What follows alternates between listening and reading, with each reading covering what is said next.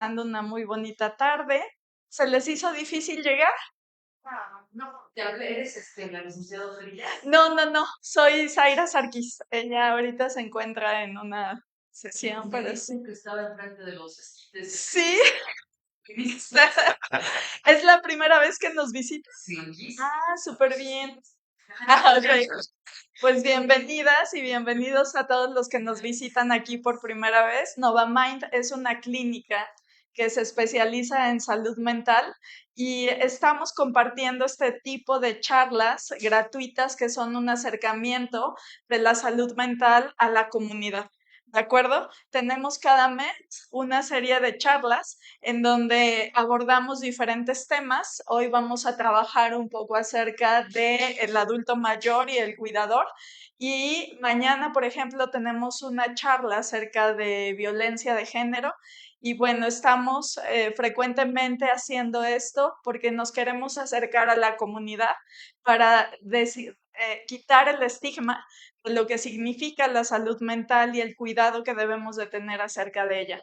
Nos presentamos, es el doctor Hugo Vega, es psiquiatra, especialista en adulto mayor, y yo soy la psicóloga Zaira Sarkis, psicoterapeuta en terapia individual, de pareja y de familia. Y bueno, en nuestro equipo también está Ana Laura Utrilla, neuropsicóloga, quien también nos aporta mucho a este tema. Hoy no pudo estar aquí con nosotros, pero les envía un gran saludo. Y bueno, el día de hoy vamos a estar hablando de cuando ellos nos necesitan, el acompañamiento consciente y amoroso y todo lo que implica dar ese tipo de acompañamiento en las personas que estamos ante el cuidado de un adulto mayor.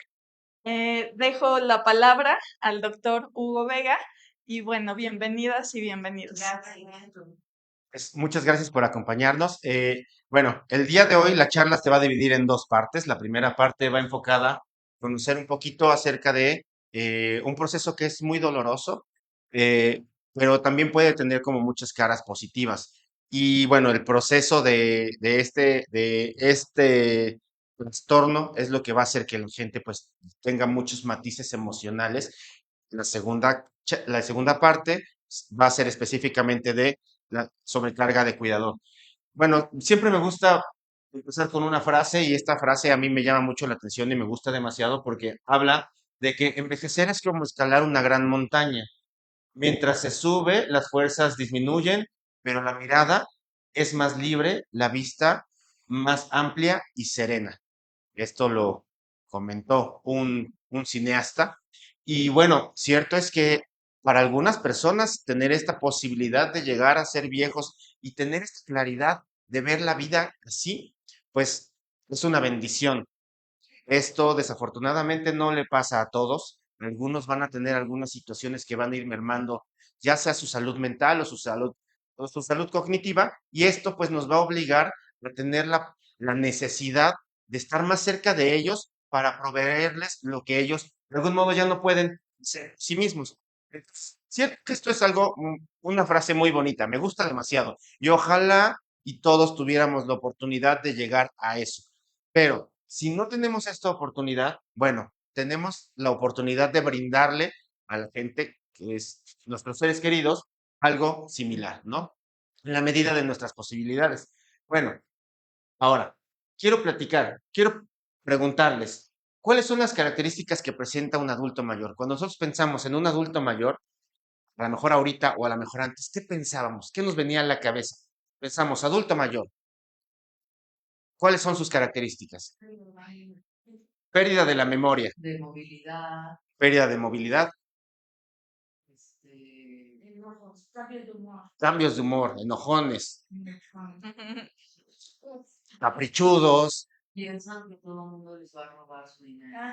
desconfiados. Y cuando comida, pues comen comida, ¿no? Algunos son medio traviesos y esconden cosas, no solo la comida, también el dinero, las ollas las meten abajo de la cama. Me han tocado cosas extrañas. Ajá. ¿Qué más? Ahí se vuelven más chiquiones, ¿no? Como que Chiquiones, quieren que ajá, estés ahí viendo, apapachando o que viendo, estés ¿no? como, "Ay, yo creo que estemos pendientes". Experiencia de un adulto mayor, que mi abuelita falleció arriba de los 90 años y mi abuelita fue una mujer que fue independiente todo el tiempo, vivía sola. Los nietos pasábamos ahí a vivir con ella por temporadas. Ajá. Cuando no queríamos estar siguiendo las reglas de casa, nos íbamos con mi abuelita. Entonces, cuando nos queríamos escapar en la noche, nos íbamos a dormir con mi abuelita. Lo cierto es que mi abuelita cognitivamente estaba muy bien. Entonces, mi experiencia de un abuelo, de un adulto mayor, está en esa situación. Una mujer independiente que se cocina, que me regaña, que me dice cómo tengo que hacer las cosas, pero que también me escucha, que participa conmigo, que se ríe de mí, me hace bromas. Esa es mi experiencia. Y mucho de lo que pensamos del adulto mayor, a veces son cosas positivas y a veces cosas negativas, de acuerdo a nuestra experiencia o a nuestro juicio. Ahorita supongo que esto que ustedes me comentan no es porque sea su experiencia primera de un adulto mayor, sino de un adulto mayor con características específicas. Ujú. Entonces, y no son todos los adultos mayores así, porque seguramente conocen a otros con otras características, ¿no? Entonces, ahora, teniendo en cuenta esto, siempre que preguntamos acerca de las características de un adulto mayor, pues cada quien va a dar diferentes visiones y va a haber visiones positivas y visiones negativas. Ahora, en cuestión específica de la pérdida de la memoria, ¿es normal que un adulto mayor tenga pérdida de la memoria? Es normal.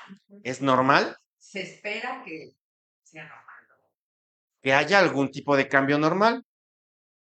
Bueno, es que nosotros ahorita con tu papá no se acuerda lo que dice. No se acuerda lo que comió, pero del pasado lo tiene.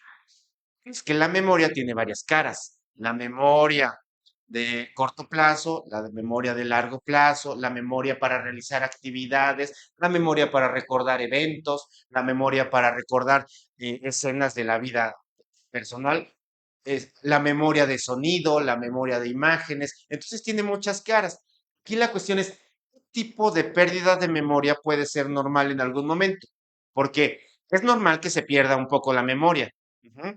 En un adulto mayor es normal que haya algunos cambios en la memoria, pero ¿hasta qué grado? Bueno, dependiendo de cómo evolucione cada uno de ellos, ¿no? Pues bueno, les decía yo de mi abuelita hace ratito, y mi abuela tenía una memoria impresionante, incluso de lo que yo le había comentado el día anterior y el mes anterior y lo que habían pasado los meses anteriores, ¿no? Pero que es normal y que no es normal. ¿Es normal que sí se les vaya la memoria o es normal que no se les vaya? ¿Es normal que lleguen a un declive amplio o es normal que tengan detallitos? ¿Hasta dónde realmente esto es precisamente normal? Cierto es que todos tenemos cambios en la memoria a través del tiempo.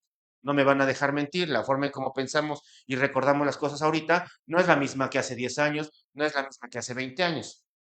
Yo siempre le comento a la gente que cuando yo era chiquito me podía aprender una poesía de un día para otro y entonces, y poesías largas. Y hoy en día no me puedo ni acordar de una canción de reggaetón que repite 20 veces la misma frase, ¿no? Y antes eran cosas extensas. ¿Por qué ha cambiado mi memoria? Porque hay otras funciones mentales que están trabajando y que se están completando. Lo que yo quiero hablar el día de hoy es que qué es normal y qué no lo es. Cuando nosotros vamos avanzando, es normal que haya ciertos cambios. En el caso del adulto mayor, hay cambios que son normales y esperados. Uno de ellos es velocidad de procesamiento. Yo para resolver una situación me puedo tardar un poco más. Para pensar sobre una situación me puedo tardar un poco más. Al fin de cuentas, encuentro el modo de hacerlo. Puedo tener dificultad para aprender cosas nuevas. No me van a dejar mentir. Nos cambian un teléfono celular de iOS a Android y entonces para muchos es de, ¿qué voy a hacer? ¿Por qué? O sea, esta capacidad para aprender nuevas cosas no es tan sencillo. Pero después de un tiempo nos adaptamos, ¿no? Alexa, cuando llega la Alexa a nuestras casas, hay gente que dice, ¿eso cómo le hago, no? ¿Y qué le digo? Y entonces empezar con los comandos de voz y adaptarte también es medio curioso. Es más fácil agarrar un radio y sintonizarle y así de, mira, que me ponga mi estación de radio. ¿Por qué? Porque si hay dificultad, eso no quiere decir que no pueda hacerlo. Tan, tan pueden hacerlo que hay mucha gente que está estudiando maestrías y doctorados arriba de los 70 y de los 80 años, ¿no? Y siguen trabajando y siguen estudiando y siguen aprendiendo cosas nuevas. Cuesta un poco más, pero sí se puede. Ahora, problemas de memoria, es habitual que haya problemas de memoria en las diferentes edades, pero cierto es que estos problemas de memoria no tienen que ser tan intensos como para dificultarte el día a día, porque si ya te dificulta el día a día, algo no está bien. Y es ahí donde tenemos que estar pensando, ¿qué está pasando? Hay dificultad a veces para encontrar la palabra. Te quiero decir algo, lo tengo en la punta de la lengua y la tengo la imagen de lo que te quiero decir y me acuerdo de esa persona, pero no me acuerdo cómo se llama. Es normal cuando nosotros de repente recordamos, traemos ese nombre a la cabeza y lo podemos evocar, ¿no? Eso es algo que puede ser algo positivo y algo normal. ¿Por qué? Porque sí me acuerdo. Y seguramente a ustedes les ha pasado que platican con alguien, le quieren decir algo y de repente ya se fue, llegan a su casa y en voz alta, claro, era esto, se llamaba Juanita Pérez. Y pero pues ya no le puedes decir a tu amiga que se llamaba Juanita Pérez porque eso fue hace 2 horas, ¿no? Pero lo recuerdas y estás al pendiente de eso. Ahora, también hay cambios en la atención y en la concentración. Esto es algo evidente y es algo que se espera que se tenga. Ahora, esto es normal y va cambiando, pero en el proceso de envejecimiento hay algo que ya no es normal, pero que muchas veces no se ve porque es muy sutil, que es el deterioro cognitivo leve. Este deterioro cognitivo leve es una condición en la que la persona va perdiendo algunas capacidades muy suavemente. Y esta pérdida de capacidades suaves muchas veces ni cuenta nos damos. Que las está perdiendo, a veces no se da cuenta. Eh, o el de al lado empieza a notar cosas un poquito extrañas. Este deterioro cognitivo leve es el siguiente paso de lo normal a lo anormal. Claro, las características son estas. Disminución cognitiva. Puede ser de la memoria, puede ser de la atención, puede ser de la concentración, de la capacidad de resolver de, eh, sumas, restas, la capacidad para resolver problemas. Aquí sí ya hay un problema, aunque leve, pero existe. Esta situación, muchas veces la persona se da cuenta. En nuestra sociedad no estamos acostumbrados a que los médicos o algunos psicólogos, cuando tú llegas y le dices, doctor, estoy perdiendo la memoria, no estamos acostumbrados a que el doctor le diga, "Déjame tantito, le voy a hacer una serie de estudios para ver si sí es cierto o no". Muchas veces platican con ellos y le dicen, no, usted está bien, es normal, es parte del envejecimiento, se le tienen que olvidar las cosas. Sí, pero ¿hasta dónde? ¿Por qué digo que no estamos acostumbrados? Es muy común que normalicemos ciertos cambios y que muchos médicos incluso no conozcamos hasta dónde sí es normal ciertas pérdidas. Y es muy común que a estos pacientes que dicen, doctor, se me olvidan las cosas, o los familiares que dicen, a mi papá o a mi mamá se le están olvidando algunas cosas que antes no, es poquito, pero como que no está pasando. Es normal que muchos médicos digan, no pasa nada. ¿Por qué? Porque apenas estamos conociendo cuál es el impacto de todo esto. No digo que sean malos médicos, sino que digo que estamos cambiando nuestra forma de pensar con respecto precisamente a esto y ahora ya nos estamos informando un poco más. ¿Por qué comento esto? Porque antes no había geriatras y hasta hace unos 20 años empezaron a haber geriatras y es algo nuevo. Y no había geriatras porque no había tanto adulto mayor. Y de los adultos mayores no había tantos con problemas. Y ahora hay muchos adultos mayores, hay muchos con problemas y estamos en la necesidad de cambiar nuestra forma de ver el envejecimiento. Entonces, estos cambios leves pueden ser el inicio de algo un poquito más intenso. ¿Ah? Pero en este deterioro cognitivo leve, las personas, a pesar de que tienen fallas, pueden seguir trabajando, pueden seguir dando clases, pueden seguir dando consultas, pueden seguir manejando. ¿Por qué? Porque estos cambios leves le dificultan un poquito más la velocidad para resolver las situaciones, pero a fin de cuentas sí las pueden resolver. En este deterioro, ya tenemos la posibilidad de hacer algunas pruebas específicas. Y Zaira comentaba, Ana Laura no está acá, pero ella, su expertise es hacer las pruebas necesarias para identificar cuándo realmente ya hay problemas y en qué áreas. porque las funciones mentales no dependen solamente de la memoria, dependen de muchísimas otras áreas. ¿Verdad? Porque puedo tener problemas para subirme a la bicicleta y antes sí me subía. Y es lo único, el problema, el único problema que tengo. Y no me doy cuenta hasta que me subo a la bicicleta. Si ustedes se suben a una bicicleta, algunos van a decir, ah, fácil, ahorita. Yo andaba en bicicleta cuando era chiquita. ¿Verdad?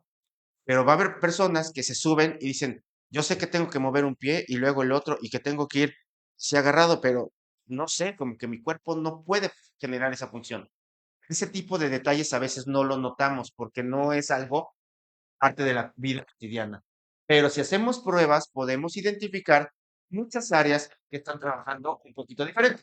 Entonces, ahora, este deterioro cognitivo leve no te genera alteraciones en la vida diaria. Por eso les decía, tú puedes seguir haciendo todo, pero del deterioro cognitivo leve al deterioro cognitivo mayor, ya solamente lo divide la alteración en la funcionalidad. ¿Verdad? Una persona que tiene un deterioro cognitivo mayor o trastorno neurocognitivo mayor, como se llama hoy en día, ya no puede hacer las cosas solo, ya no puede trabajar porque se equivoca al hacer cuentas, ya no puede leer de manera adecuada porque ya no entiende bien todo el texto, ya no puede cocinarse bien porque comete errores al cocinar, se pierde en la calle, de repente se desorienta de ya no sé hacia dónde ir, se queda parado sin saber hacia dónde manejar o cómo manejar y empieza a cometer errores que ya hacen que él tenga la necesidad de un cuidado por parte de un tercero, ¿sale? Entonces, la demencia senil, ¿qué es? ¿Han escuchado? Sí. Y la demencia tipo Alzheimer, ¿será lo mismo? No.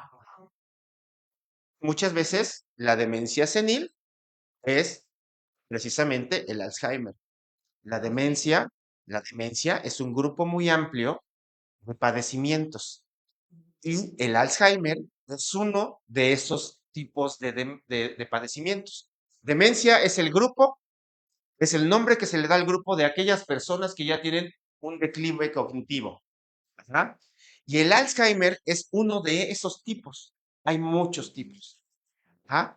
La demencia senil, el término demencia senil, ya no, o sea, aunque se utiliza ampliamente, tiene más de 50 años que ya tiene otra clasificación. ¿Verdad? Entonces, ¿por qué les comento esto? Porque todavía sigue dentro de nuestro vocabulario hablar de demencia senil. O sea, que ya por ser viejito le toca tener demencia. Pero hay que ver, no todos los viejitos tienen demencia y no todos tienen la misma característica de este proceso demencial.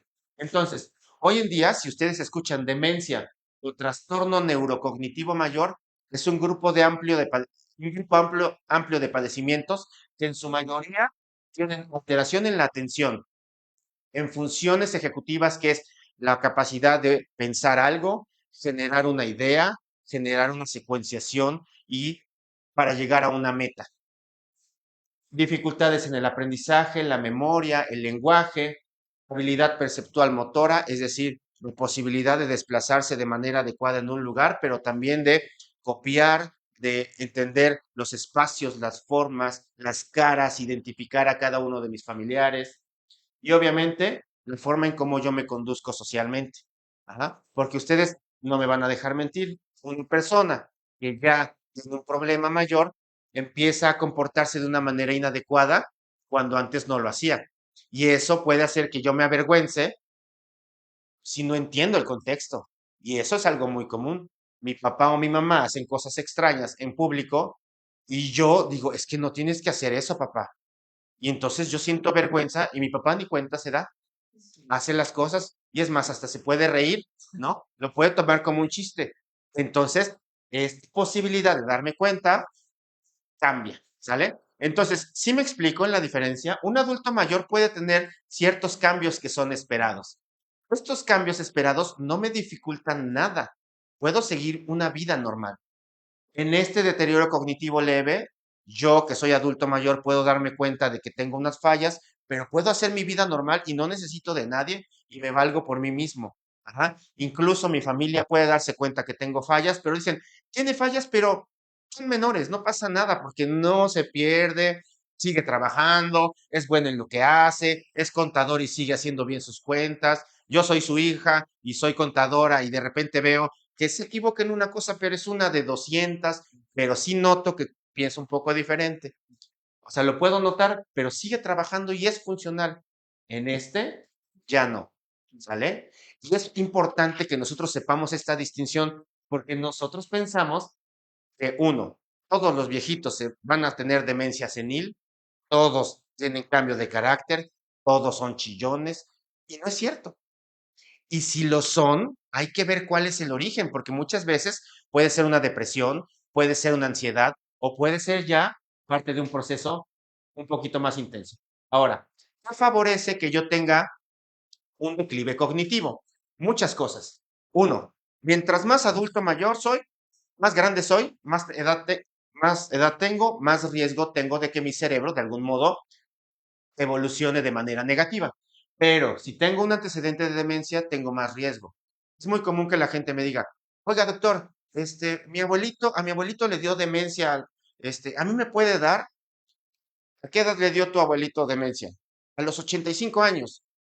¿Y le pasó algo antes de que le diera demencia? Sí, se cayó, se pegó en la cabeza y después de eso empezó con todo esto. Bueno, hay un factor que está desencadenando el inicio de un cambio. ¿Ah? Y eso es un trastorno cranioencefálico, un golpe en la cabeza. ¿Ah? Pero si no hubiera tenido el golpe, ¿se hubiera demenciado? Tal vez no. ¿Verdad?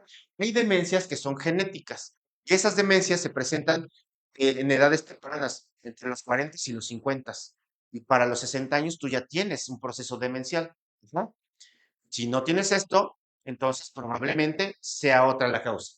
Y bueno, personas con problemas vasculares, los que tienen hipertensión arterial mal regulada, los que tienen triglicéridos y colesterol, diabetes mellitus, los que han tenido depresión mayor durante muchos años o infecciones del sistema nervioso central o consumo de sustancias y alcohol o drogas, o sea, tienen mayor riesgo de que esto les pueda suceder. Y bueno, algunos tipos de cáncer y en el Parkinson tanto la evolución del Parkinson puede dar demencia como algunos medicamentos. Si bien los medicamentos ayudan, pues en algunos pacientes pueden acelerar algunos procesos. Ahora, pregunta para ustedes. En la demencia, que sabemos que el problema principal es el problema de memoria, ¿existe algo más a lo que le tengamos que poner atención? Aparte de la mentira, Ajá, la apatía. No. sí, claro. La depresión. Y se parece mucho a la apatía. Y es muy fácil que la gente te diga, es que mi papá está deprimido porque no se mueve. Antes veía la televisión, 3 horas y hacía otras cosas. Ahora ve la televisión, Todo el pero día. ni siquiera la prende. O la ve todo el día y ya no se mueve No sé. y ya no sale. El mismo canal. ¿No? Y luego le preguntas qué viste y Y ni no se se acuerda. acuerda. Ajá. ¿Qué más le tenemos que poner atención? Deja de moverse. A Entonces, la movilidad. sí. Eso es algo bien importante. ¿Y qué más? ¿Qué es lo que más les preocupa? Que antes eran ¿Ok? de una personalidad fuerte y trabajadores y ya son totalmente lo contrario. O ¿Ok? sea, El cambio de personalidad. sí, cambio Sí, de claro. personalidad. Y eso muchas veces pues nos puede llegar a dar tristeza a nosotros Sí, porque lo veías fuerte, lo veías con sí, energía y ahorita lo ves chiquito y lo ves vulnerable, ¿no? sí. ¿Qué más nos puede, Sí, ya no. los cambios en la alimentación? Que comen cosas raras o que ya no comen o que comen demasiado, ¿no? Revuelven todo. Un señor revolvió Nutella con atún pensando que sabe rico. Ah, no es cierto. Él pensando que era mayonesa porque vio la viscosidad y dijo aquí y no. Ayer vi un señor que se come 8 panes diarios, 8 panes de dulce diarios. Ajá.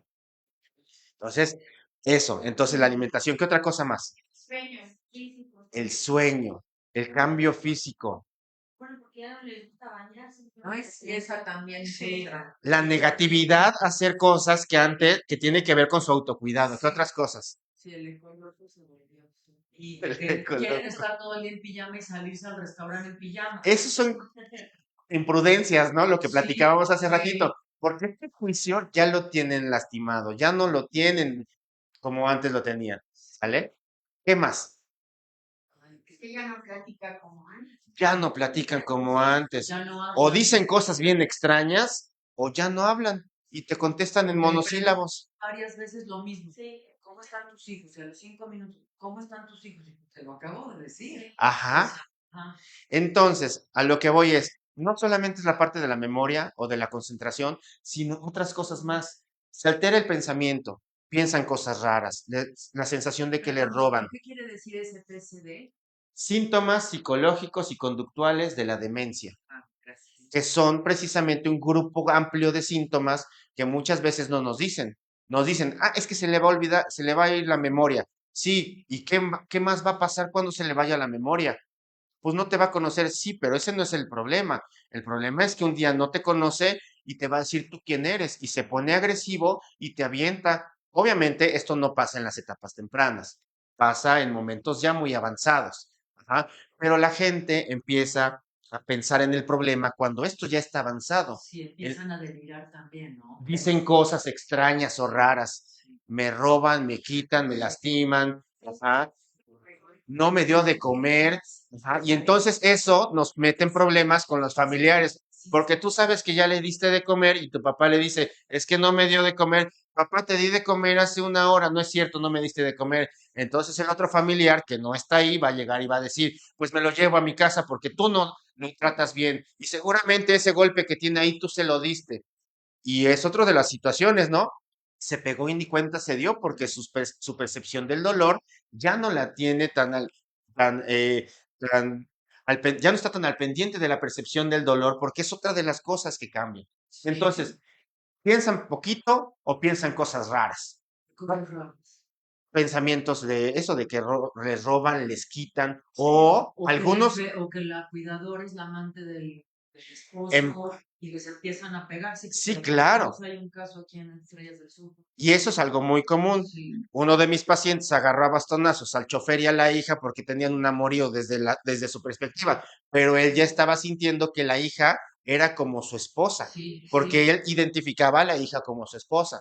Y estos son pensamientos alterados. ¿Ah? Esto no te lo dicen cuando vas a la consulta, ni te dicen que vas a esperar, que vas a encontrar este tipo de cosas. ¿Ah? Y es por eso que precisamente nos damos a la tarea de dar este tipo de charlas, para informar un poquito más y para desmitificar algunas cosas. Algunos te dicen que ven cosas. Es diferente a que yo te diga, quita ese niño de ahí, bájalo de la mesa porque se va a caer. Porque si yo te digo eso, en ese momento estoy viendo. Pero si yo te digo, vino mi mamá y estuve platicando con ella y hablamos de no sé qué, y mi mamá falleció hace 30 años, probablemente lo que estoy diciendo es un recuerdo de algo que sucedió. No es algo que está sucediendo en este momento. Y es diferente porque uno es parte de una idea y un pensamiento y un recuerdo y otro es algo que yo estoy viendo en este momento. ¿Verdad?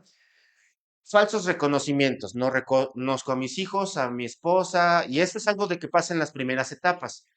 Tú les preguntas, ellos preguntan más bien, ¿y tú niño quién eres? Abuelito, soy tu nieto. "Mm, ¿y quién es tu papá? Mi mamá es Lupita. Pero si Lupita no tiene hijos, sí, yo soy tu nieto. ¿A poco Lupita está casada? ¿No? Entonces empiezan con ese tipo de... ¿Por qué? Porque ya no reconocen. Reduplicaciones es empezar a ver a todos al mismo tiempo, ¿no? Tú eres Juanita, tú eres Juanita, y tú eres Juanita y todos son Juanita, porque hay una alteración en la identificación de los rostros. Es común que algunos tiendan a ser agresivos. No todos van a hacerlo, pero en algunos van a ponerse inquietos porque al desconocer el medio en el que están, tienen que reaccionar y eso puede ser algo incómodo. Algunos van a estar deprimidos, algunos van a estar ansiosos, algunos van a estar eufóricos, algunos van a estar apáticos, algunos van a estar desinhibidos y de repente se van a bajar el pantalón y van a andar, nomás porque les dio calor, ya andan en chones, ¿no? O porque se quitan la playera, ya, entonces uno de repente así de, abuelita, ¿qué haces así? Vístete, ¿no? Todavía no vamos a la playa. Hoy no es. Entonces, eso genera desconcierto, ¿no? Porque uno piensa que lo están haciendo a propósito para molestar. Sí lo hacen a propósito porque se lo quieren quitar, pero no para molestar al de enfrente. Aquí el problema es que a veces como familiares decimos, esto es personal.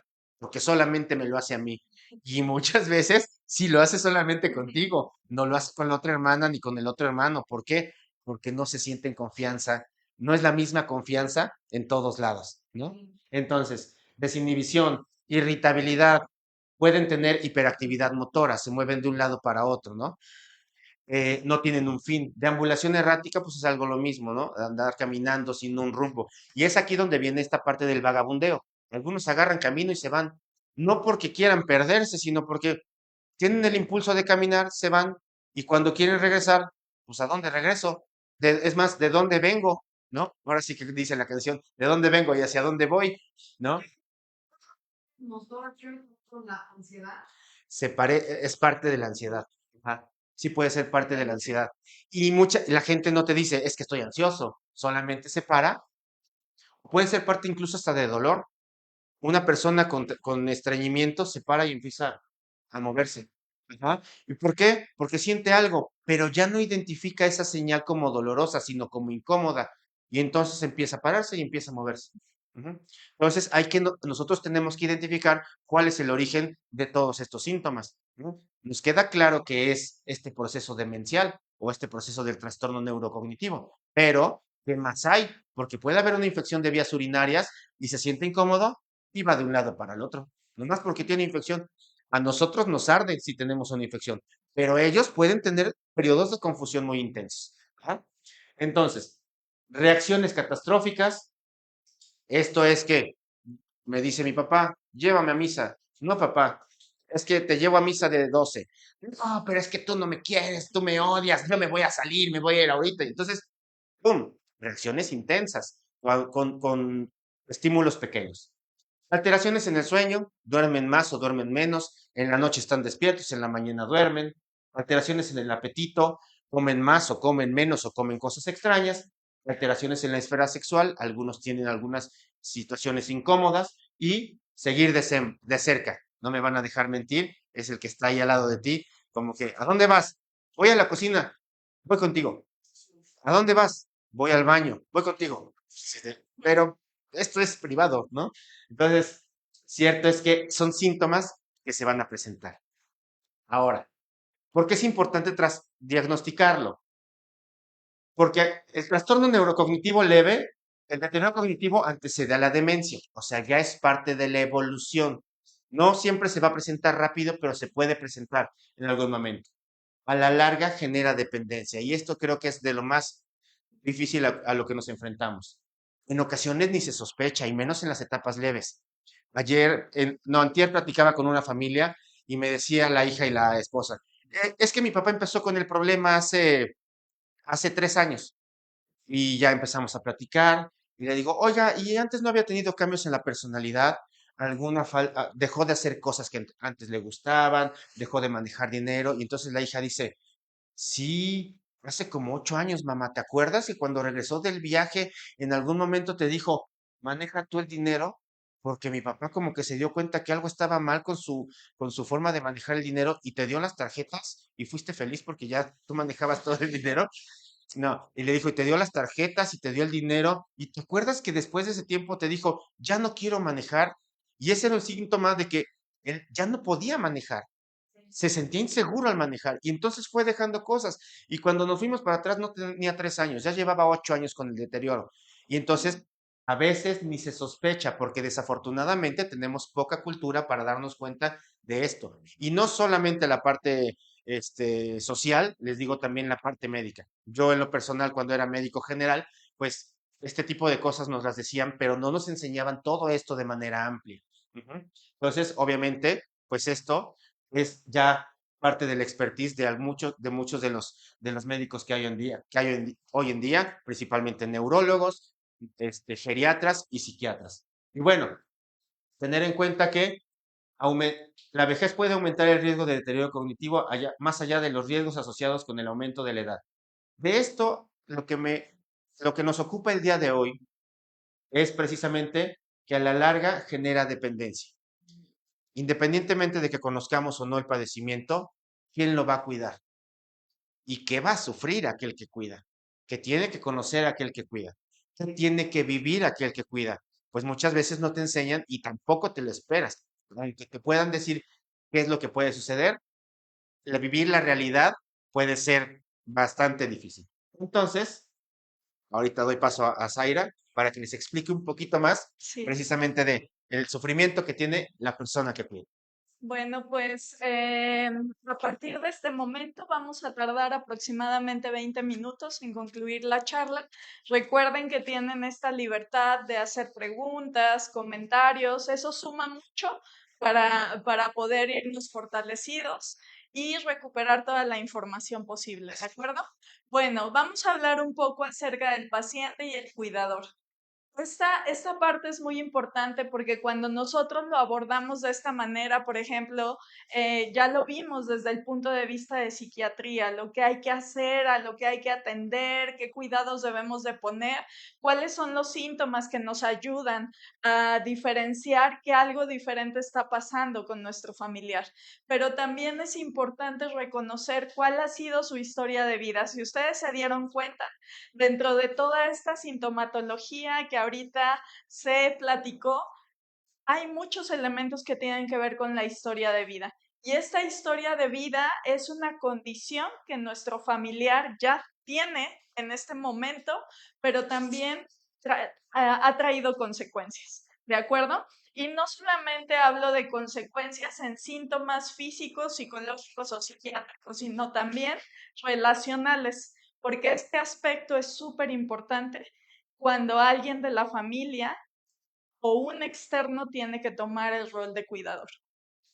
El adulto mayor va a presentar de por sí desafíos del envejecimiento y es súper importante saber que en estas etapas de su vida hay una profunda reflexión posiblemente acerca del legado que va a dejar. No solamente hablando en términos de recursos económicos, sino el legado de relación que yo voy a tener con mi familia. Desde estos aspectos yo se los quiero platicar. Yo soy psicoterapeuta de familia y bueno, abordar esto es importante para irnos reconociendo también a nosotros mismos desde la postura de cuidador y con qué nos vamos a relacionar y enfrentar, porque no solamente se trata de síntomas. ¿De acuerdo? Entonces, los retos de la edad es efectivamente afrontar esos posibles problemas de salud que vayan a llegar, también afrontar el duelo que tiene que ver con que mi familiar no está pasando por una etapa normal, ¿no?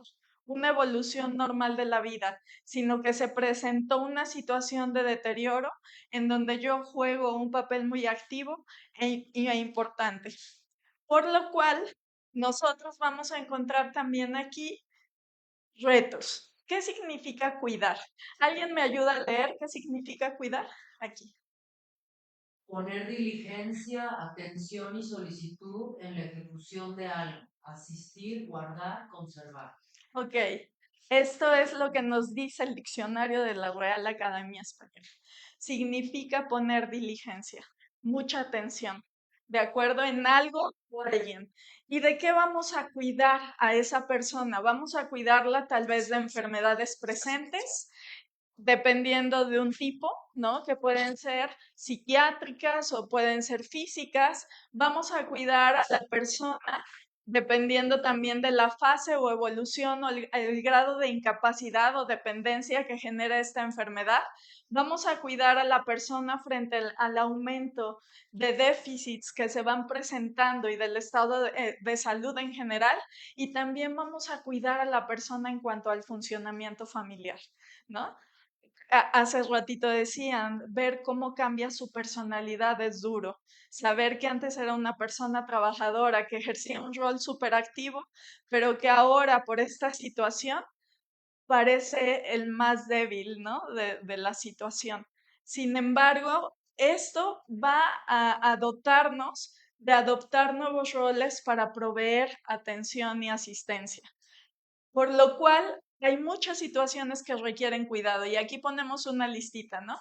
Problemas de salud mental, pacientes con demencia, bueno, niños con discapacidad, esto es importante mencionar porque a veces en las etapas de vida no solamente se presenta una situación de cuidado, sino que también nosotros, al ir creciendo, podemos experimentar ambas cosas al mismo tiempo. Cuidar a nuestro adulto mayor y cuidar a niños pequeños, ¿de acuerdo?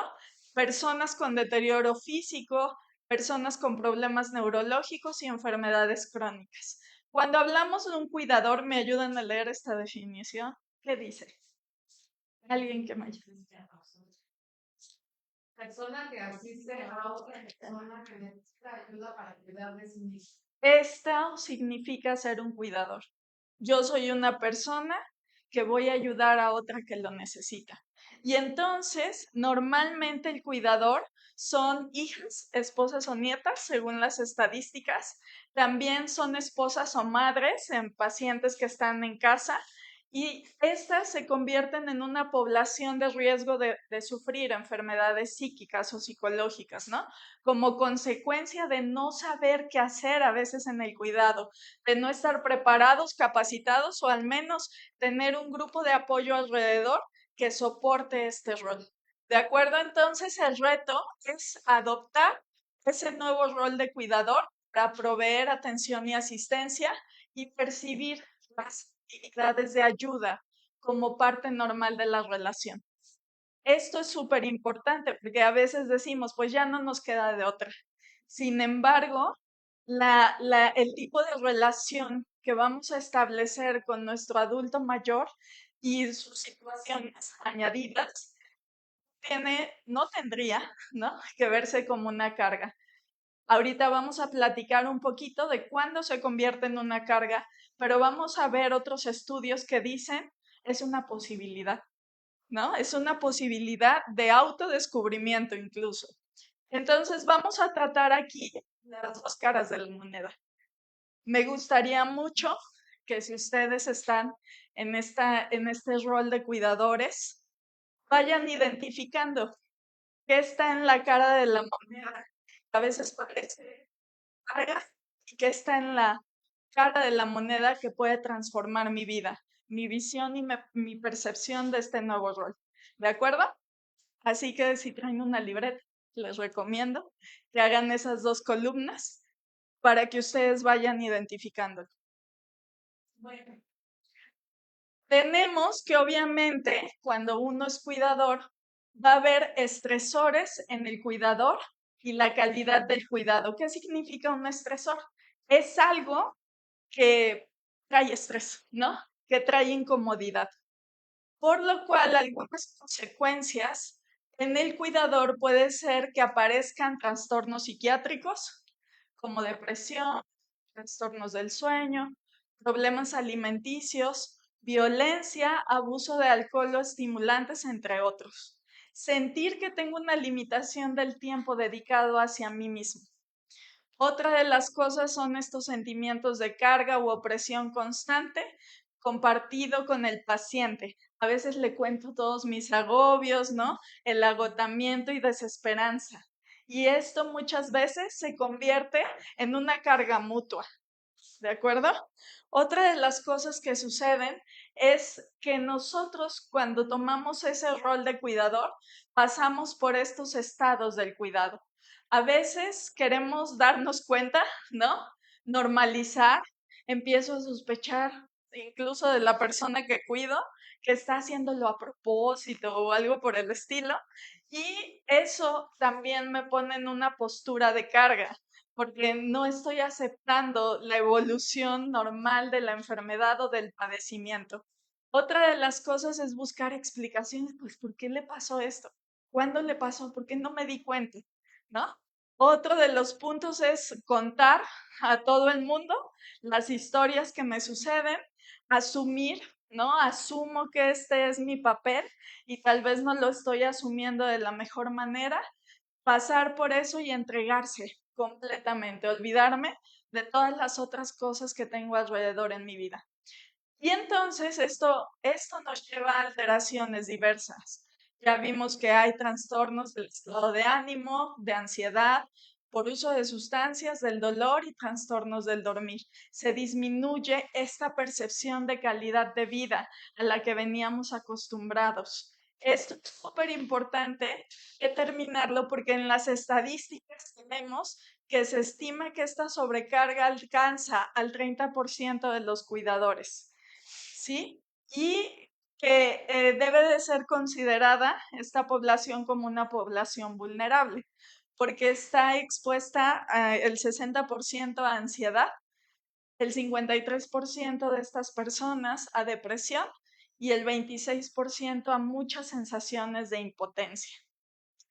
¿De acuerdo? Debemos estar también súper conscientes de cuándo se vuelve psiquiátrico un síntoma para el cuidador.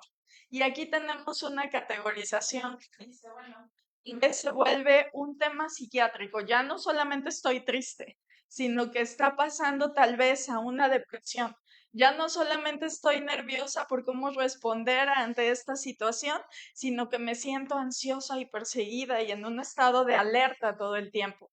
Entonces, ¿cuándo se vuelve psiquiátrico? Cuando es más fuerte de lo que puedes controlar, cuando a pesar de echarle ganas no lo puedes quitar, cuando los demás lo notan y tú ya no te das cuenta porque estás súper envuelto en esa situación y cuando no hay alguna enfermedad que justifique su presencia.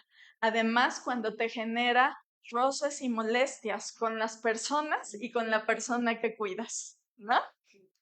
¿Hasta acá tenemos alguna duda? ¿Vamos bien? Van anotando la cara de la moneda que tal vez están experimentando o alguien que ustedes conozcan está experimentando. ¿Sí? Bueno. Tenemos que también hay alteraciones en la salud física del cuidador, como descuidos, disminución de la salud, deterioro en hábitos, disminución en el cuidado de sí mismo, autocuidado tiene que ver con todo lo físico, pero también con lo psicológico, pobre calidad en la dieta, ¿no? Estoy muy apresurada y si volvemos a alguna etapa de nuestra vida, también cuando tenemos hijos pequeñitos, eso sucede. Cuando los bebés nacen, hay esta misma experiencia. Hay baja respuesta inmunológica, cansancio en el desempeño del rol, dolores musculares, alteración de la calidad del sueño y una pobre percepción de la salud que a veces yo ni noto, pero los demás, si me preguntan constantemente, ¿estás bien? ¿Te sientes bien? Te veo cansada. Posiblemente haya por ahí alguna situación que atender. Y ahora, recordando esta primera diapositiva, veamos la cara positiva de la moneda, ¿sí? ¿Qué significa ser cuidador desde esa cara positiva? Les decía yo que cuidar a un familiar, también hay estudios que nos dicen que puede ser transformacional. ¿Qué significa transformacional? Es un cambio en donde yo, como la mariposa, donde yo paso de un estado completamente distinto al inicial, ¿no? O sea, yo paso de ser una persona a ser una persona diferente a manera positiva, a ser una persona resiliente. ¿Y cómo vamos a obtener esto? ¿No? Si la situación ya nos fue dada, hay muchos estudios que dicen que cuidar a un familiar significará experimentar sensaciones de gratificación personal, ¿no? ¿Cómo es esto? Va a depender de la motivación de los cuidadores. ¿Cuál es mi motivación para cuidar a mi adulto mayor? Posiblemente mi mayor motivación es recordar cuando él me cuidaba de niño, ¿no? ¿Cómo fue mi historia con esa persona? ¿Qué sucedía conmigo cuando yo sentía su cariño, cuando yo sentía su cuidado? Y desde ahí viene esa gratitud. Y entonces entiendo que es mi momento para hacerlo de aquí para allá. ¿De acuerdo? Sí, Cuando, por ejemplo, el paciente no es familiar, por ejemplo, yo nada más soy su enfermera. sí. Entonces ahí cómo sería Tu motivación es tu mi vocación. vocación. Tu vocación, ¿no? Y eso hace mucha falta en los cuidadores, ¿no? Esa vocación que de verdad procede de algo que te apasiona hacer. Esa es tu Porque, por ejemplo, gratificación. yo ya la adopté bueno, a mi paciente la adopté Ujú, como una abuelita para que yo pueda darle ese cariño, esa atención, ujú. entenderla, ¿no? Sí, y entonces en esa motivación te das cuenta que no solamente se trata de y aquí lo vamos a ver, ¿no? Es un acompañamiento tan profundo que es parte de construir con ella un legado diferente, tanto para ti como para la vida de sus familiares, ¿no? Va a ser una experiencia totalmente diferente. Entonces, porque da sentido a la vida. Y ahí también va con los cuidadores que no son familiares. Da sentido a lo que hago en términos de crecimiento y realización personal. No sé si vieron la película de Up, pero ahorita me acordé del niño, ay, ¿cómo se llama? Este, ajá, de Russell. Russell se convirtió en el cuidador de, de él, ¿no? Ajá, y del señor Frederiksen, ¿no? Y entonces Russell jugaba un papel súper activo y le daba sentido y crecimiento, mucho crecimiento. Así que les recomiendo ver esa película, si no la han visto.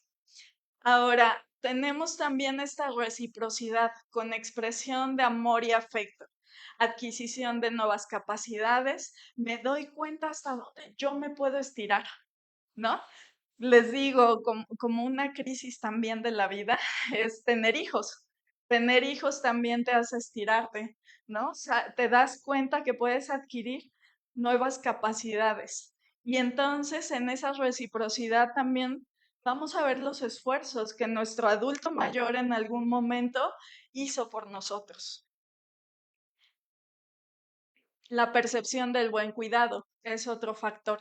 Y esta se enlaza con significado en valores personales, creencias espirituales y religión, ¿no? Esto es muy importante, porque así los familiares pueden enlazarse con un deber ser y un deber estar con la persona que estamos cuidando, porque nos toca jugar ese papel que también recibimos como legado posiblemente de esa persona. ¿Les gusta esta cara de la moneda? ¿Sí? Se ve, se ve transformacional. Nos ayuda a entender que es una etapa de vida, pero que también hay retos y que no necesariamente vamos a vivir solamente en una de esas caras, sino que podemos irlas combinando para sentir menos carga, para pasar los momentos difíciles con mucho más amor y comprensión. Cuando Sí. es un familiar, tienes que vivir un luto primero para poder pasar su parte de decir ya no es la persona que era, aceptarlo, Sí, porque queremos que siga siendo que era, sí. era, y que no, pues que ese cambio de ya no es lo que era, Ujú. hay que vivir ese duelo. Sí, es un duelo de etapa de vida, de un ciclo de vida que a veces se da de manera súbita, por ejemplo, cuando un paciente tuvo un accidente grave, cerebrovascular posiblemente, que lo trajo a esta condición y es súbito. Si nosotros vemos que la demencia, tal como lo explicó el doctor Hugo, ha sido gradual y a través del tiempo, podemos irlo asimilando de diferente manera, ¿no? Pero hay que ser muy observadores, ¿no? O sea, muy observadores del conocer a la otra persona, de cómo se comportaba la otra persona y sí vivir un duelo, ¿no? Esto es un duelo, la pérdida de mi familia, que antes era de tal manera, pasó de un punto A a ser un punto B. ¿Por qué? Porque también se pierden roles, ¿no? Por ejemplo, la persona trabajadora, la persona que estaba activa, que platicaba, ¿no? Y ahora pues ya ni me platica, ¿no? Ya está callado. Eso es vivir un duelo, sí. Y por eso, ahorita vamos a ver, pero el cuidador necesita muchos apoyos alrededor, muchos apoyos. Ahorita los vamos a ver. Bueno, ¿de qué depende la salud mental y bienestar del cuidador? Depende de este equilibrio entre las dos caras de la moneda, ¿no?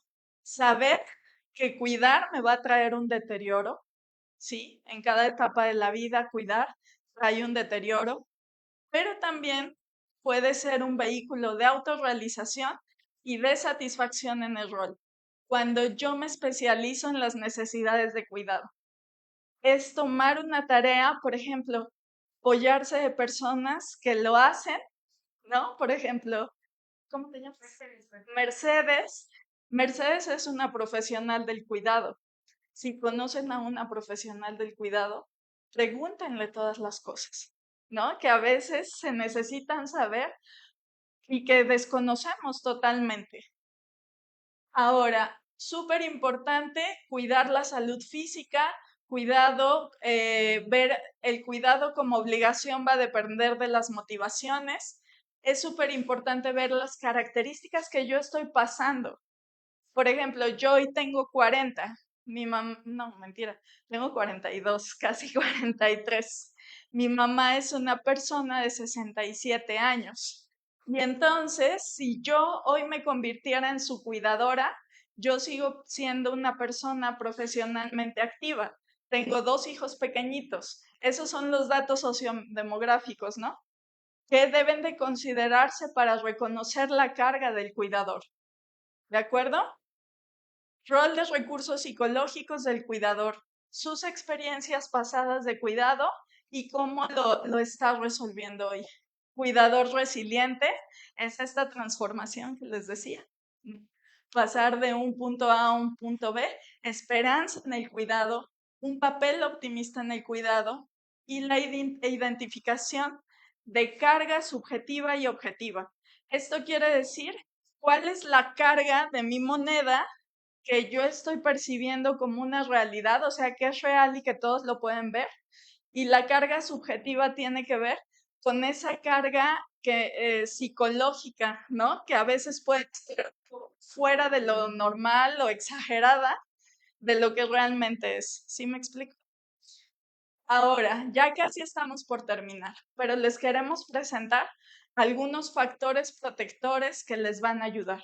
Súper importante siempre revisar cómo estamos económicamente, ¿no? Porque el cuidado tiene que ver mucho con este factor, la disponibilidad que yo tengo para cuidar a mi familiar, el apoyo familiar y social de quién más me puedo apoyar para tomar como estos momentos de descanso, de respiro, volver a mí y seguir adelante. La participación activa en alguna asociación de intervenciones familiares o grupos de apoyo es muy importante, que próximamente les estaremos dando noticias acerca de esto. Fácil acceso a servicios médicos y psiquiátricos, desmitificando que esto es ahora lo que me toca, ¿no? Reconociendo que hay una solución y reconociendo que hay modos de hacer las cosas. Y la psicoeducación. Esto es una sesión de psicoeducación. Acercamos la información y es una intervención de hecho terapéutica en donde se acerca la información a la comunidad para que conozca y reconozca lo que puede estar afectando su salud mental. Y bueno, para terminar, ay, yo me fui toda apresurada, pero para terminar, quiero terminar con esta frase muy, muy bonita que me encontré. Es de una poeta. Y yo hoy, en este momento me gustaría como llevarlos a la reflexión. El papel del cuidador tiene que ver con estas historias que se conectan. En algún momento nosotros recibimos ese cuidado, recibimos ese afecto, ese cariño de la persona que hoy estamos viendo que necesita nuestro cariño y cuidado. Y dice, saber que la condición de fragilidad nos pertenece a todos y que el cuidado mutuo es el único que puede hacernos sobrellevarla entre todos. ¿De acuerdo? El cuidado mutuo es el único que va a hacer que seamos capaces de aprender incluso cómo cuidar y sobrellevarlo entre todos. Y me recordaba esta frase, dije una frase que indique, cuando nosotros cuidamos a un bebé, lo hacemos desde este clima de esperanza, ¿no? Sabemos que la manera en que lo cuidemos le va a hacer florecer en su vida. Pero cuando cuidamos a un adulto mayor, estamos cuidando su legado. ¿no? Estamos cuidando su historia y la historia que creamos y que compartimos con ellos. Les agradecemos mucho.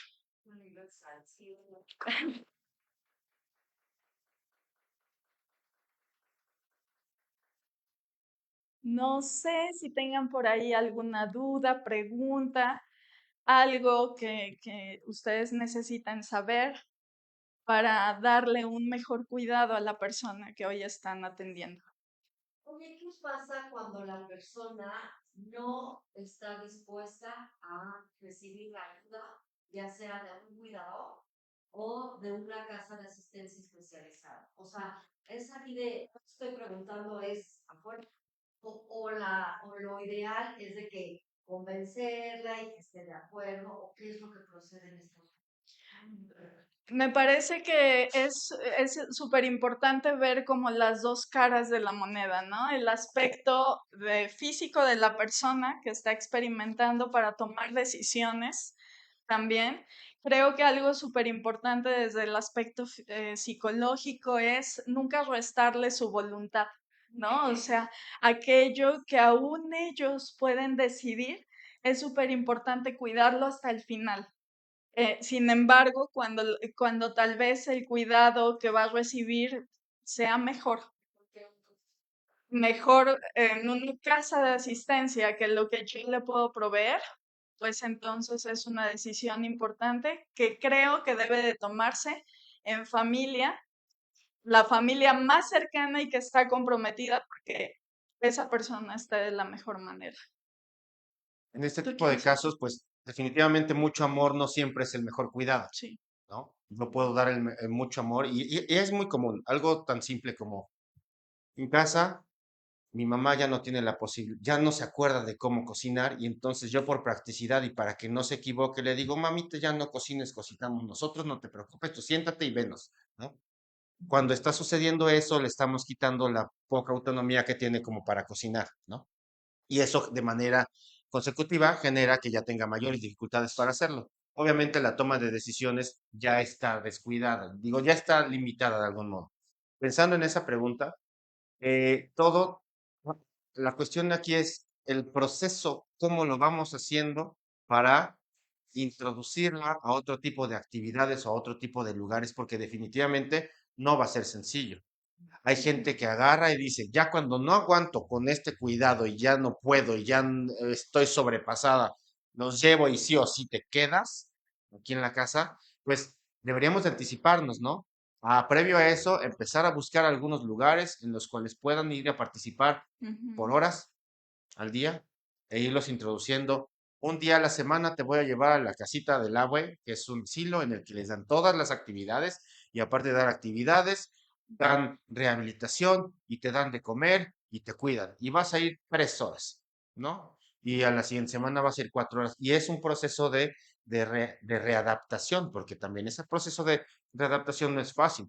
Entonces, lo más fácil es precisamente irlos introduciendo, porque si tú de algún modo le dices, te vas a quedar en la casa toda la semana, todos los días, va a ser una situación bastante estresante. Sí. Entonces, más que convencerlos para ir, te vas a ir a quedar allá, es ir adaptándolos a nuevas situaciones. Y muchas veces lo que pasa es que el familiar llega y se queda con él en el asilo. Llega, se queda ahí. En algunos lugares permiten, en otros no que llegues, estés ahí, como los niños en las escuelas, ¿no? Cuando entras al kinder, ahí está la mamá sentadita con el niño para que no llore. Y es un proceso de adaptación. Y es algo similar. Definitivamente la voluntad juega un papel muy importante, definitivamente, pero también la seguridad. Sí. Y la seguridad de todos, porque es común que está la señora de 80 años cuidando al señor de 82 años y el señor ya se agitó, ya se incomodó y entonces ya se puso todo inquieto y en algún momento puso en riesgo su esposa, que es quien lo cuida. Y entonces, pues uno como hijo ya definitivamente son decisiones difíciles, pero son decisiones que en algún momento debieran ser en mejora para todos, ¿no? Porque hay personas que dicen, yo me voy a vivir con mis papás, no pasa nada, yo los cuido, yo los atiendo, y es fácil, pero hay familias en las que definitivamente esto no está tan sencillo. No es posible. Entonces, cierto es que entendiendo esta parte de la autonomía, si bien la autonomía es lo que siempre tenemos que estar cuidando, también es cierto que en algún momento vamos a tener que tomar decisiones dolorosas, incluso a pesar de las negativas que haya. Y es cierto también que en este proceso de adaptación, las primeras semanas son difíciles, porque aunque uno quiera irse a una casa de asistencia y diga, yo sí me voy, es difícil. El paso de las semanas van haciendo que esto sea más sencillo. Lo difícil es esta idea de, si me dejan ahí, me abandonan. Y es real que a muchos sí lo hacen así, ¿no? Al principio muchos hijos dicen, mamita, yo voy a venir todos los días, voy a estar aquí, te voy a estar cuidando, te voy a llenar de besos. Y pasa la primera semana y sí es cierto, y la segunda semana se quedan a dormir y a descansar, y la tercera semana sí regresan y de repente, pum, pasa el mes y ya, no se vuelve a aparecer el familiar más que para pagar. Y eso es cierto, ¿no? Sí. Aquí la cuestión es, ¿vamos a cuidar la autonomía de nuestros adultos mayores? Sí, vamos a tratar de respetarla en la medida de lo posible, pero cierto es que va a haber, hay que respetar también esta situación de que en casa tal vez yo ya no le pueda dar los cuidados porque para eso existe también un trabajo profesional, el cuidador. Ujú. Yo, aunque tenga mucha experiencia y mucho amor, no voy a tener la posibilidad de darle todo lo que se requiere. Sí. Entonces, sé que es una decisión difícil, pero en algunos momentos es necesaria. Pero sobre todo lo importante es irlos adaptando poco a poco, porque de hacerlo de manera drástica sí puede llegar a ser mucho, muy doloroso. Y una adaptación poco a poco puede ser bastante benéfica y en algún momento, y eso nos pasa, yo trabajo con algunos asilos y nos adoptan una vez a la semana, 3, 4 horas, y entonces empiezan poco a poco hasta que ellos se adaptan y ya se sienten cómodos. Y me ha tocado ver pacientes que los hijos me dicen, es que un día llegué con mi mamá y mi mamá me dijo, hija, me voy a quedar a dormir aquí. Entonces yo no lo esperaba. Y entonces ese momento yo no lo esperaba en ese momento. Y entonces mi decisión fue, ¿qué hago? Que se quede, no sé, porque también entra esta situación de si los dejo o no los dejo. Y entonces se quedó ahí en el asilo, la hija fue por las cosas y ahora la que sufrió en este momento fue la hija porque dijo que ya me había adaptado a venirla a dejar unos días y llevármela a la casa y ya estábamos bien y ahora que se quiere quedar es bien difícil. Y creo que también tiene que ver con las características sociodemográficas, ¿no? O sea, en qué etapa de nuestra vida el amor no es suficiente, ¿no? Que necesitamos este apoyo profesional y necesitamos estas opciones para brindarle de verdad una mejor calidad de vida. Sí. Ay, yo quiero pedirles un consejo, doctores. Estamos planeando mis hermanos y yo el domingo pasado mañana hacer una intervención con mi papá, dado que pues lleva a ser 2 años que estamos, bueno, estuvo al borde de la muerte, chalala. Hemos estado los 4 hermanos al pie del cañón 24/7, así de verdad. Tiene una enfermera de día y una de noche, porque ya llegó un momento en que no era vida para nosotros. No dormíamos, no descansábamos, mal. Entonces, ahora lo que se nos está viniendo es que él dejó de trabajar, dejó de participar en su negocio, o sea, todo lo dejó y ya hay unos problemones. Sí, ya no se acuerda de cuentas de banco, Sí. o sea, ya empiezan a haber cuestiones como dónde, o sea, quién va a tomar el legado económico o ¿Cómo nos vamos a administrar? ajá, o sea, es que ese es otro problema, o sea, vaya a venir un Vivales y Sí. es que también es eso. Entonces, nuestro consejo es cómo podemos hacer esa intervención. O sea, ahorita nos dicen, hay momentos que hay que tomar las riendas, pero respetando la autonomía hasta, no sé, yo Creo que sería primero hacer como un test de a ver hasta dónde mi papá ya está en la demencia o está en algo, ¿no? Como un Sí. examen De de hecho, precisamente lo que se hace, Ana Laura es la experta en hacer pruebas específicas y su papá seguramente va a venir y va a decir, ay, estuvo bien fácil, sí me equivoqué en algunas, pero todo estuvo bien fácil. Y no, realmente ya se puede mostrar esta situación como más difícil de realmente el panorama.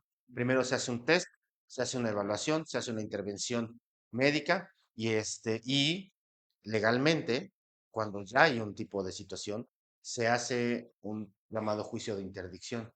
Eso ya es una situación legal que de algún modo le ampara a él a que no haya un Vivales, que siempre los hay, y de que lo que tiene, pues de algún modo sea también este, puesto a su disposición desde que alguien sabe administrarlo y alguien le apoya y alguien le da para que no se gaste y no se pierda y no se quede en situación este, inadecuada. Lo primero que hay que hacer es una evaluación. A veces no vienen con el psiquiatra. En psiquiatría, yo soy experto en el adulto mayor. Entonces, en psiquiatría, pues muchas veces la gente dice, pues no voy al psiquiatra porque no estoy loco. No, y este tipo de situaciones la puede ver el geriatra y lo puede ver el neurólogo. Ujú. Pero realmente el que aborda este tipo de temas, de hecho, lo que estábamos viendo, eso no lo ve el neurólogo. Ajá, todos esos síntomas que hay, o sea,